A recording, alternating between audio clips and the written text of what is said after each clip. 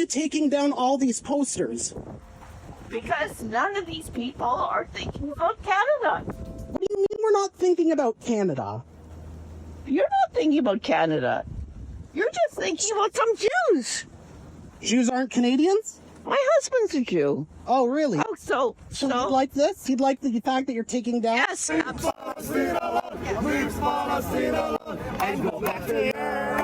Those are some sights and sounds that have become all too familiar to Jewish Canadians since October 7th. The first was a Toronto woman caught tearing down posters of Israeli hostages from a city light pole before angrily kicking the person confronting her. The second is from Montreal, where protesters wearing keffiyehs masked their faces at the anti-Israel encampment at McGill University last year and chanting Jewish students and professors don't belong in Canada and should go back to Europe. Now, it may seem obvious these kinds of events have been deeply upsetting to many Jewish Canadians. Now, a scholarly research study by two Harvard University-affiliated Jewish psychologists has put a label on the condition in the mental health field and what its concerning effects are on diaspora Jews nearly 2 years after October 7th. They call it traumatic invalidation, a condition first studied a decade ago for victims of other traumas, such as sexual assault, who are told it's their fault or they should get over it. For Jews, the same label should apply, the authors found, because it involves what they describe as a stunning mix of silence, denial, blame, gaslighting, whataboutism, and exclusion, such as documenting many cases of Jews being told their grief does not matter because of what's happening in Gaza. As a result, the authors worry some diaspora Jews are showing the classic symptoms: anxiety and depression and shame and isolation, and in some cases, even PTSD, which can manifest in choosing to hide their full Jewish or Israeli identities, stay away from Jewish areas, even avoiding coming into therapy appointments because they're afraid psychologists and counselors will shut them down or invalidate their own Jewish emotional pain. That is invalidation. When you cannot stay with someone's pain, and you cannot just validate that specific situation and see the human behind it.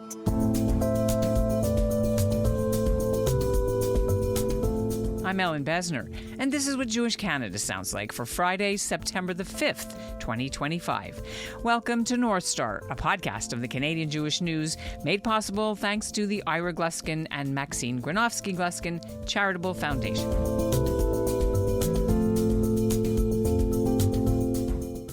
When Toronto psychologist Yifat Korman posted a flyer in a Facebook group for Canadian therapists, inviting them on a fact-finding trip to Israel to study trauma and resilience and healing in the Jewish state, her post was quickly taken down, deemed too political. Some members called the posts inappropriate because they said Israel is committing genocide next door in Gaza and living on occupied land. Korman was stunned by the decision, and she's still upset. But her reaction to it started to make sense after she read a new study about traumatic invalidation of Jews in the diaspora after October 7th by co-authors Jackie Wolfman and Miri Bar-Halpern, two American Jewish clinical psychologists affiliated with Harvard University. Their article was published in the Journal of Human Behaviour in the Social Environment just this past spring. So Korman reached out and brought Professor Miri Bar-Halpern to Toronto on a speaking tour that's taking place this week to teach resilience techniques to local psychologists and mental health professionals. Bar-Halpern joins me now to share why her findings are important. Thank you so much for having me. Well, it's an honor to meet you and to tell you, that I've read it, and every time I got to a new line, I had to underline it and say, yes, me too, me too, me too, me too. And I'm sure that everyone has told you the same thing. So you struck a chord. What made you decide that this was an avenue that you wanted to study and pursue? Sure. So it is very personal for me. I'm an immigrant from Israel. I'm a third generation Holocaust survivors. I'm raising my kids here as American, Jewish, with Israeli identity as well. And October 7th shaken me to the core, but October 8th was much worse for me as someone who lives in the United States. The lack of reaction, the silence, or the criticizing and the emotional neglect and the blaming that the Jews have experienced after October 7th was beyond anything I've ever experienced before. And I remember a specific moment. I was sitting with my husband and I was telling him, I feel like I'm going crazy, because that's what traumatic invalidation does for you. You feel like everything you believed in, your whole system, maybe is wrong, because it doesn't come from one person. It's coming from the whole environment. The whole system around you is telling you you're at fault and you're the one to blame. So you're starting to believe in that. What made me write the article is that experience, but also a client that came to me. She has her own therapist. And a lot of them actually had their own therapist, but they wanted someone where they can feel safe with. And she told me, I've been going to this clinic for part of my identity that identifies queer. And for 2 years now, I'm going to this group. And after October 7th, the whole art in this clinic changed from To the River to the Sea, and the maps of Israel with Palestinian flag on it. And the facilitator started wearing kafia. And they actually told the facilitator of the group, I don't feel safe here. And they did nothing about it. And that's when I decided, you know what, I'm going to write about it. Because I've been hearing those stories again and again and again from different people. And those are the same stories I've been hearing from my non-Jewish, what we call like our regular trauma clients in the clinic. It's the same experience, only now it's for the Jewish audience as well. So I did not invent the term traumatic invalidation. It was coined by great, amazing people and researcher, by Dr. Marsha Linehan and Dr. Melanie Arnay, and Martin Bohas did a lot of research about it. But it was never applied to Jews and to the idea of a community trauma and what we've experiencing after October 7th. We need to talk about the 9 categories. Maybe we can talk about some of them that will resonate. First of all, the main one that struck me was something we've covered after October 7th, when the evidence of sexual crimes against Israeli women was being discovered on the videos and other researchers. It took our Canadian foreign minister until December to even say anything about I Believe Israeli Women. The former Canadian ambassador to Israel came out 2-3 days earlier after meeting with some Israeli experts on the commission that was investigating this, the private commission, not the government one, and said, I believe Israeli women. And the same day, the Ramallah-based Canadian foreign mission came out and said, I believe Israeli women, and I also believe Palestinian women and men who said they've been raped by the IDF.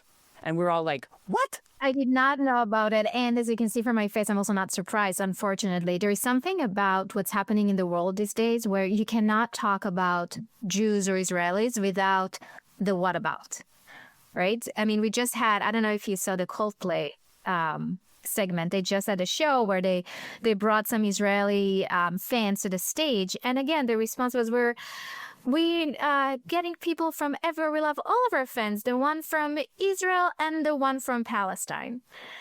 And this is very similar to me. This kind of like combining those two together is actually adding to the problem, in my opinion. This black and white narrative where you assume that being Jewish is the opposite of being Muslim, or being Israeli is the opposite of being Palestinian. The fact that the world is doing that as well, that they could not condemn what happened in Israel without, can we also condemn what happening in Gaza? It's like a hierarchy of pain. And I think it's adding to the problem that we're seeing today, because the world is playing to the same narrative of keep putting people against people. Pain is pain. They could have waited a day, for example. I'm not even going to get into whether or not what's happened, what they said was true or not true, which we can have a whole conversation about that, in my opinion, about that. But the fact that you couldn't just stay with, we believe Jewish women that were raped on October 7th. End of story. There's have to be another side to it. There's no other side to it. And I think when people do that, it's actually invalidating the pain. It's taking away from the message. It's almost like if I would say to you, I'm so sorry this happened to you, but also my neighbor, their dog just died and they were in a car accident and everything else. Like, it's got nothing to do with it.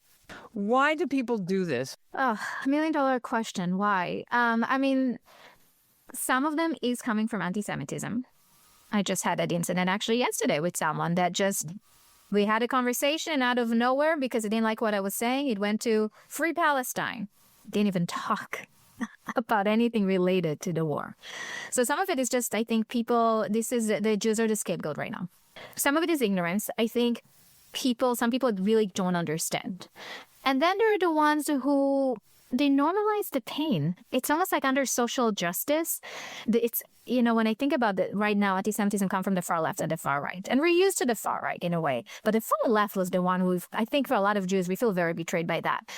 And I think under that term of social justice, my opinion, this is not scientific. There's no data behind it. But my own opinion is that those are people who are fighting for social justice. And what happened on October 7th was so evil, and it ruined the idea that poor people in Gaza and poor Palestinians, they had to figure it out in their head of why they did what they did, because it's so unhuman what they did on October 7th that the only way to move forward with this cognitive dissonance is blame the Jews. I mean, how other way can you explain why people justify the act of October 7th under resistance? They have to see people as human beings. And the only way to do that, you need to have an evil person there. The evils are the Jews in this situation. So I think people are trying to face some cognitive dissonance and to change their belief system around it. And, another example would be the hostages posters. People ripping down the posters, right? Those are civilians. Those are kids, war kids in captivity, women. But people kept ripping the fits. It's almost like they couldn't see it, because seeing it means that it actually happened, that maybe something they believed in was not correct. But what category would that be, the ripping down of the posters of this invalidation of trauma?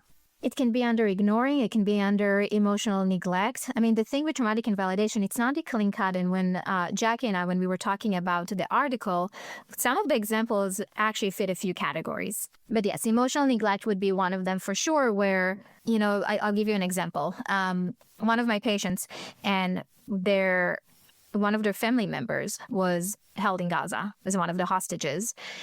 And there was posters right down her home where she put them up every day. And every day she would come back home and it was ripped. And what she was saying, it feels like they're erasing part of me. It's like they're trying to make it not be there. And I need to see it every day. I need to see how they're erasing my pain and how they're erasing my family member. And it triggers, right? I mean, when you go to school, when you go to work and you keep seeing that, that's almost like it feels like an attack on you. What I understood is that continued exposure to this, and we are still living through it, it's almost day 700, results in serious psychological and mental health problems for adults and for kids long term. Can you tell us a little bit of what that might look like? Yes. So one of the things we're seeing usually with traumatic invalidation, and again, this is from the research that was done before our study, is insecurity, pervasive insecurity. So the idea that I don't know where it's going to come from. I don't know who's going to hurt me. So I'm constantly hypervigilant. And what that does to the nervous system is that you're constantly on this fight-flight response. You're constantly alert. That can affect your ability to focus. Obviously, with students, we see where they're having a hard time with executive functioning skills or living up to the same standard as their colleagues do in academia right now, because they're constantly worried about being invalidated or being a target for harassment from their professors or from other students as well. The other thing that we're seeing is, for some cases, actually post-traumatic stress disorder syndrome. We see nightmares, hypervigilant again, flashbacks, depression. That's another thing. So long-term depression and anxiety, low self-worth. And then there's also shame of identity that can develop. The idea of like being proud of who you are when you need to hide who you are. That can have also a long-term effect of how I view myself and how I view others in the world. And again, I think what I want to stress is that it's because it's coming from so many people, from the society, and not just from one person, it can actually create an existential crisis, because we need our groups, we need our communities, we need our friends. And when our friends are rejecting us or our workplace is rejecting us, for some people, it can feel like a life and death situation from an evolutionary perspective.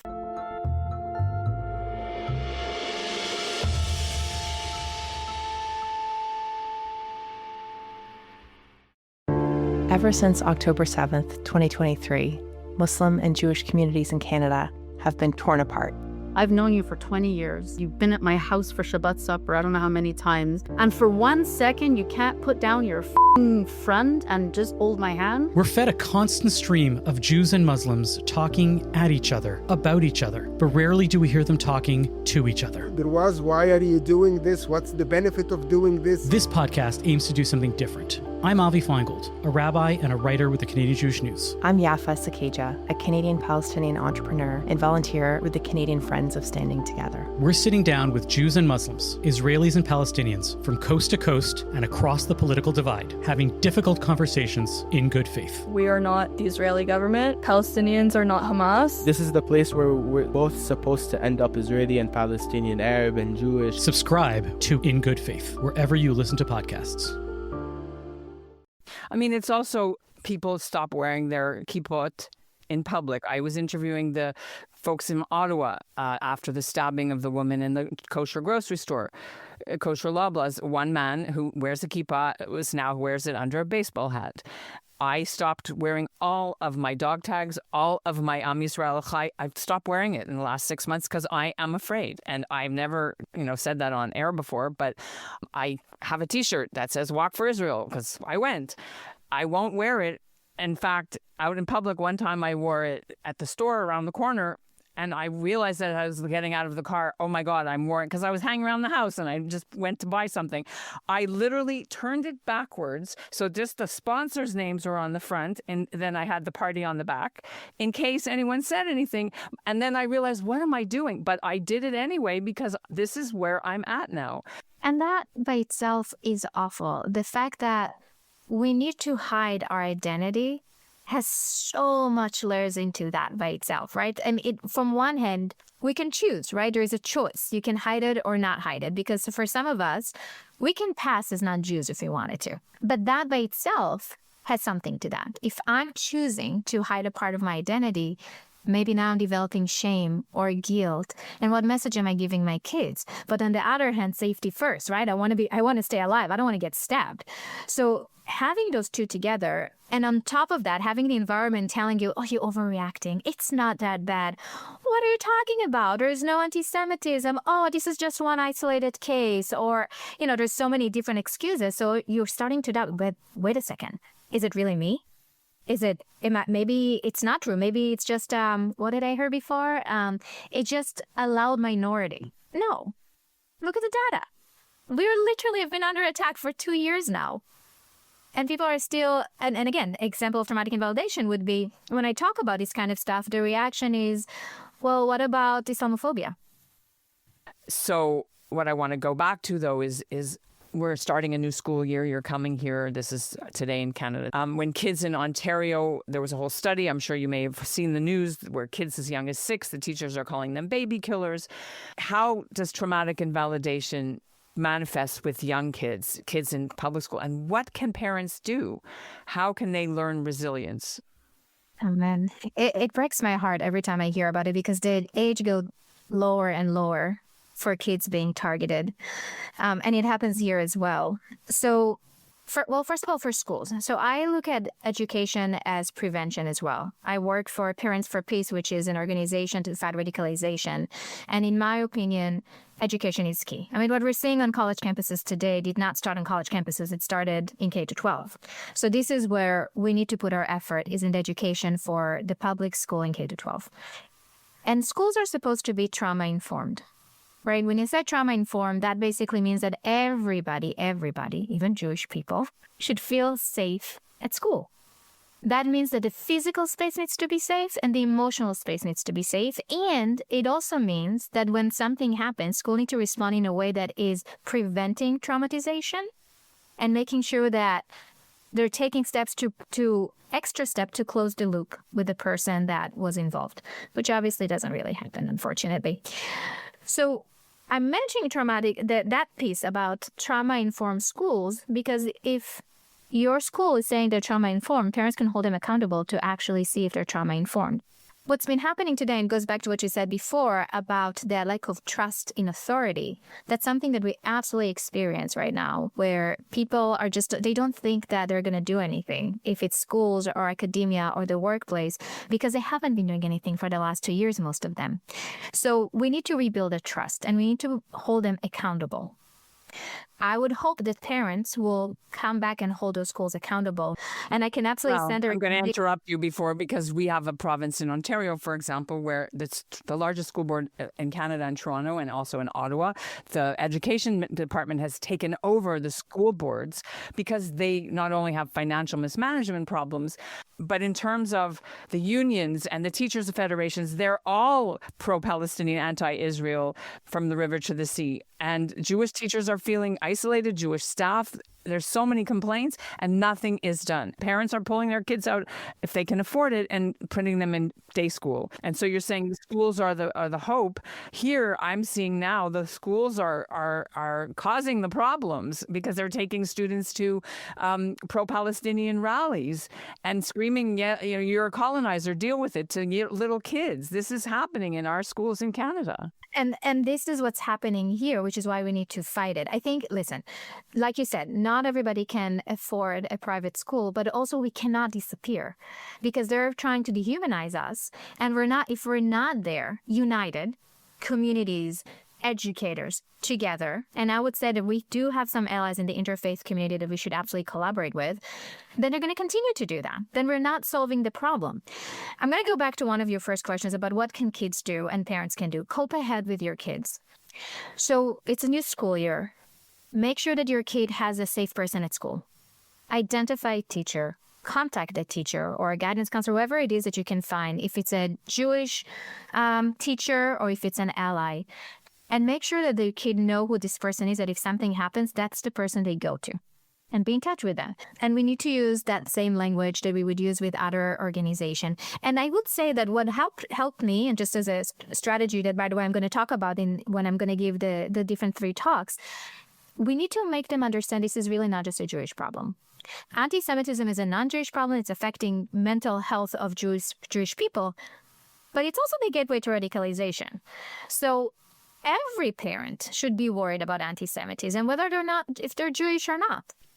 But to go back to coping forward, I like that. So find an ally, and that's for the kids. What about for other activities people that should do?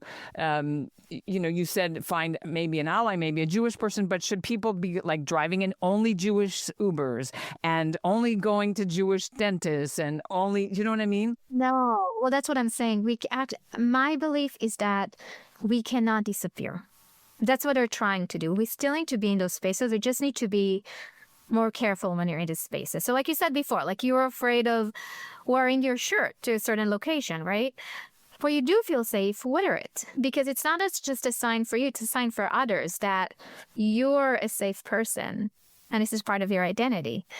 A sense of belonging is really important. So connecting our kids and our families to a community, it doesn't have to be a religious community, but to a community where they can come as they are with their full intersectionality of their identity, including their Jewish identity, will be really important. A safe place when they can celebrate this identity. This year, it'll be interesting to see how it is. For example, last month, there was a multicultural festival in St. John, New Brunswick.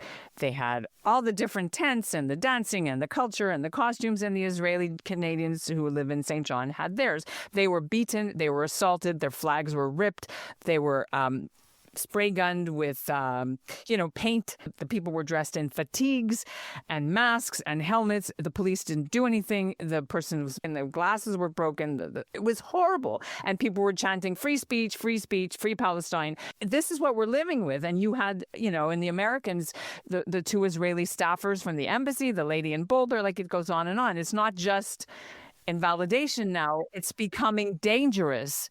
And this is why I'm wondering how we cope with this. Well, we talk about 2 different things. I would say what you're talking about is capital T trauma, right? Being physically assaulted is not just traumatic invalidation. Traumatic invalidation is more of a social, like lower T, right? So safety is first. Physical safety is first. And when I say cope ahead is also for a safety perspective. So this will be the first go-to. If you don't feel safe, take measures to feel safe, whatever that means. I mean, apparently when I'm going to give talks right now, a lot of times I need security because of my last name. Now, emotional safety would be skills for resiliency, connecting to a community, finding ways to celebrate your pride and your Jewishness, being able to talk about it, being able to find a community that validates you. Those are all part of the emotional aspect of it. And there's a ton of skills for emotion regulation when you're feeling overwhelmed with a situation, when someone is saying something that can be very painful and you're feeling your heartbeat really fast and that pit in your stomach and you're becoming very alert and hypervigilant. There's a lot of skills to regulate to be effective. And when I say effective, sometimes it's not responding. Sometimes it's walking away. And sometimes it's giving the language to respond. But when we respond, we need to first ask ourselves, are we physically safe? Because like you said before, in the world today, it's hard to tell if we're physically safe. Many people in Canada are descendants of either the 40,000 Holocaust survivors who came here after the war, or the expelled Jewish communities from Arab countries, or survivors of intifadas. How does traumatic invalidation pile on to the epigenetic and already generational trauma that Jews have? Yes, it is intergenerational trauma. So the epigenetic are being triggered. And epigenetic basically means which genes are going to show up for you when you're going through any specific situation. So our nervous system is already wired differently because we're offsprings of survivors. That's one thing. Traumatic invalidation, add that layer on it where you're, like I said, constantly alert and hypervigilant. And when people are invalidating your experience, then there's also that layer of they're not naming what happened. And when you can name what happened to you, you can start healing. So to your point, intergenerational trauma plays a huge role with traumatic invalidation because of that vulnerability that happened before as well. But you mentioned healing. How can a person heal when we're still in day 700? Yes. So what we're living through right now is called continuous traumatic stress reaction, because like you mentioned before, we're still in it for over 2 years now almost. So the situation did not end yet. Healing is a process. It's not a beginning, middle, and an end. It's an ongoing situation. To start healing, we need to name what happened, and we need to name what's going on for us right now for the first part. Now, I would say there's two different things within healing. There is resiliency. Most of us are resilient, which means when something bad happened to us, we can bounce from it and we can continue to cope and continue to function in our daily life. Versus post-traumatic growth, which in my opinion is kind of like the larger part of healing, is when you give meaning to what happened to you and you learn how to grow with it, not by erasing what happened, right? Where it's a dialectic of being able to hold the grief and the sadness and the anxiety and the anger alongside with some sort of healing and meaning, because we can still grow from it. I mean, you see the survivors of October 7th or the hostages that came back and are giving talks all over the world right now. And that is part of their healing journey. And that's part of what's going to move the needle. And healing in a community is much easier than healing alone. Some people are saying, why do we need the politicians and the government and the community leaders to help us feel better and come and show that they hear our pain when they're doing a bad job or they're only tweeting, they're not actually protecting us? We should be resilient and just deal with it on our own. You say it's more helpful, if I understand what you're saying, if you can have this pain heard and shared. How do you marry the two? We can decide where to put our focus on. If I choose to see the good of the people who did sign and tell us if those are allies, those are not just bystanders, they're upstanders. For me, it will be helpful. So I'm thinking of the individual within this collective where we have control to some extent. There's a lot of radical acceptance that needs to happen, where there's some people who are not going to be able to change their mind. But I think with radical acceptance, the more you fight something that's out of your control, the more painful it is. But if I can change, I'm dropping the rope. It will help me individually not to be so upset or frustrated, or at least not think about it all the time. And it's hard to do radical acceptance. So from health, like just thinking from mental health perspective, if I can shift my focus to the good in things, gratitude, self-care, community, sense of belonging when I lost that belonging from other organization or from other people, that is a way of healing. And healing is also winning because we're not going anywhere. My hope is that we're not going anywhere, right? So this is where we do have some choice.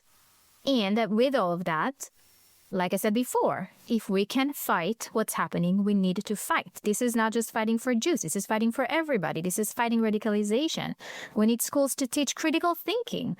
We need to call out on people to be upstanders. And being an upstander is not being silent. And being an upstander means talking for us and protecting us when we're not in the room. And being an upstander means there's no whataboutism. It's I'm with you, I see your pain, I believe your pain, period. And taking action, we know from studies, it's the best antidote for trauma. It gives you a sense of agency.